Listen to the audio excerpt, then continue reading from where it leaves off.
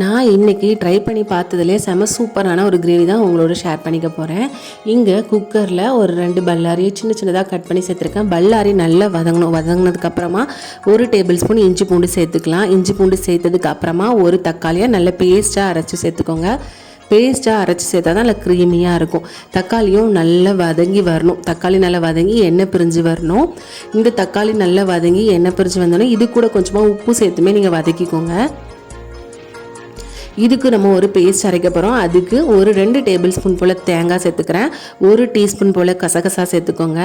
1 teaspoon போல் பெருஞ்சீரகம் சேர்த்துக்கோங்க. அதோடைய ஒரு 3 முந்திரி சேர்த்துக்கோங்க. இது எல்லாத்தையும் சேர்த்து கொஞ்சமாக தண்ணி ஊற்றி நல்ல பேஸ்ட்டாக அரைச்சிக்கோங்க.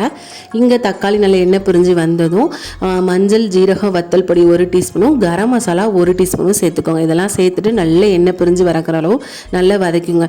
நான் இதுக்கு ஃபுல் ஒரு ஓவர் நைட் ஊற வச்ச ஒயிட் சன்னா நான் சேர்த்துக்கிறேன். இந்த கிரேவிக்கு சன்னா சேர்த்து பண்ணிங்கன்னா ரொம்பவே சூப்பராக இருக்கும். சன்னாவும் சேர்த்துட்டு நல்லா அந்த எண்ணெயிலே நல்லா வதக்கி விடுங்க. இந்த எண்ணெயிலே நம்ம சன்னாவை வதக்கிறனால தான் அந்த டேஸ்ட்டே ரொம்பவே சூப்பராக இருக்கும்.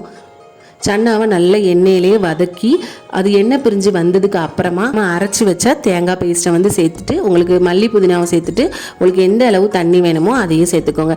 சேர்த்துட்டு குக்கரை ஒரு 5 விசில் வச்சு எடுத்திங்கன்னா நல்ல க்ரீமியான சூப்பரான சன்னா கிரேவி நமக்கு ரெடி ஆயிடும். இதில் நார்மலாக சன்னா கிரேவி செய்யும்போது சன்னாவை அரைச்சிலாம் சேர்ப்பாங்க. அப்படிலாம் செய்ய வேண்டாம். இந்த கிரேவி சூப்பராக இருக்கும். பூரி, சப்பாத்தி, வெரைட்டி ரைஸ் எல்லாத்துக்குமே செம்ம டேஸ்ட் அண்ட் சூப்பராக இருக்கும். ஒரு டைம் ஆச்சு கண்டிப்பாக இந்த கிரேவியை ட்ரை பண்ணி பாருங்கள். ட்ரை பண்ணி பார்த்துட்டு எப்படி இருக்குன்னு மறக்காமல் கமெண்டில் சொல்லுங்கள். வீடியோ பிடிச்சிருந்தா மறக்காமல் லைக் பண்ணிக்கோங்க. உங்கள் ஃபேமிலி அண்ட் ஃப்ரெண்ட்ஸோடையும் வீடியோவை ஷேர் பண்ணிக்கோங்க.